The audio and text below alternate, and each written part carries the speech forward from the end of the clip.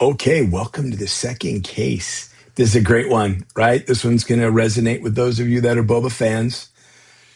So, and this is once again, this is real world, right? And this happens to a large extent to most businesses. And so we've got a boba restaurant and a boba shop, and they sell boba. And the problem that they're having is that those little tapiocas, those little balls that go into the boba, they went up in price big time.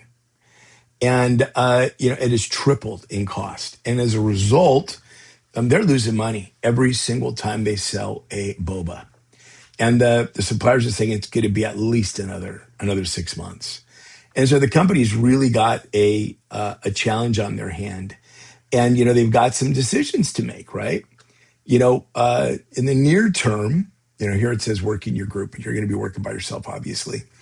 Should I raise prices by 25, 30% to cover the higher costs?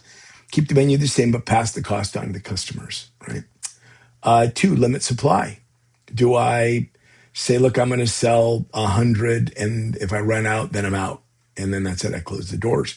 Of course, under this scenario, you lose money every time you sell one, regardless of how many you sell.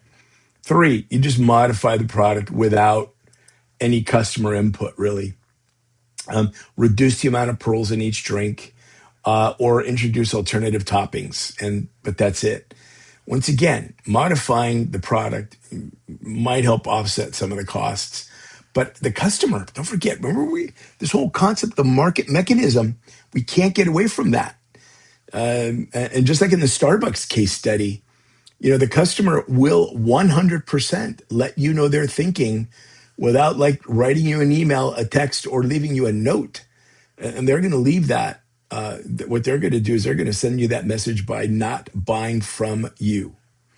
And you may have the best boba shop on the planet, but there's an alternative to everything, right? Maybe I'll just go get a matcha instead. Or maybe I'll just go to Starbucks and get their Frappuccino. I used to really like those. There's alternatives. So your decision is going to be profound. You just can't say, I'm going to swap out, the tapioca for these other little jelly things. Well, maybe they don't want jelly things. And don't forget, people show up, they want what they want. Look at you, right? If you show up and you're like, I want a pepperoni pizza, they're like, I'm sorry, we don't have pepperoni. All we have is linguiça. And you're like, okay, I guess I'll take the linguiça. You're going to be like, I want pepperoni, right? And that is part of our market mechanism. The fact that we as consumers, if we want it, we will go get it. It just might not be from you.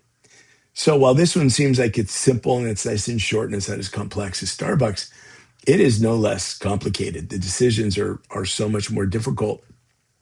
I'm going to encourage you to think really outside of the box here and come up with other alternatives. Come up with ways that we might be able to bridge this next 6 months, but maybe have the customers more endeared to us than they were before. And so that's my hope for this case. It's a blast in the classroom. I'm pretty excited to see what your answers are like online. Peace.